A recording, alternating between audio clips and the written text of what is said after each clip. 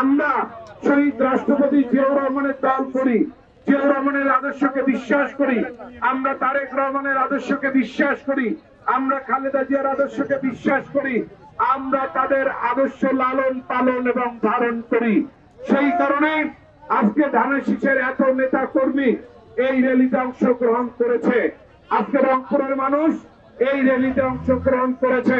প্রিয় ভাইরা আমার, আমরা সবাই জানি আমাদের এই প্রিয় রংপুর দীর্ঘ 42 বছর ধরে আমরা প্রতারণার শিকার হয়েছি, আমরা বঞ্চিত হয়েছি, আমাদের কোনো উন্নয়ন হয় নাই। আমাদের যারা নেতৃত্ব দিয়েছে, যারা এখান থেকে মন্ত্রী এমপি হয়েছে, তারা কোনো কিছুই উন্নয়ন করে নাই। তাই বলতে চাই, আপনারা রংপুরের মানুষ আজকে ধানের শীষে যেভাবে ধানের শীষের পক্ষে এসেছেন, আগামী নির্বাচন না হওয়া পর্যন্ত আপনারা ধানের শীষের পক্ষে থাকবেন এবং ধানের শীষকে বিজয়ী করে এই রংপুরের খেটে খাওয়া মানুষের উন্নয়নের জন্য সহযোগিতা করবেন। আজকে এই র্যালিতে জনগণের একটু ভোগান্তি হয়েছে আমি মনে করি। তাই ভাইয়েরা, একটু ভোগান্তির জন্য আমরা যদি ভালো কিছু পাই, রংপুরের মানুষের ভাগ্যের পরিবর্তনের জন্য ভালো কিছু প্রত্যাশা আমরা যদি করি, বা আমরা যদি এই জাতীয় সংসদ নির্বাচনে অংশগ্রহণ করে আপনারা যারা রংপুরের মানুষ আছেন, আপনারা আমাদেরকে ভোট দিয়ে নির্বাচিত করলে ইনশাআল্লাহ এই বিন্দু মাত্র রংপুরের মানুষ আর পাবে না, ইনশাআল্লাহ আর রংপুরের মানুষের ভোগান্ত হবে না।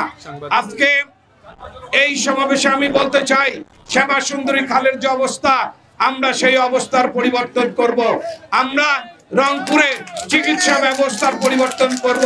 যেখানে মেডিকেল কলেজে একটা বেডের নিচে 4 জন করে শুয়ে থাকে, আমরা এটা দূর করতে চাই।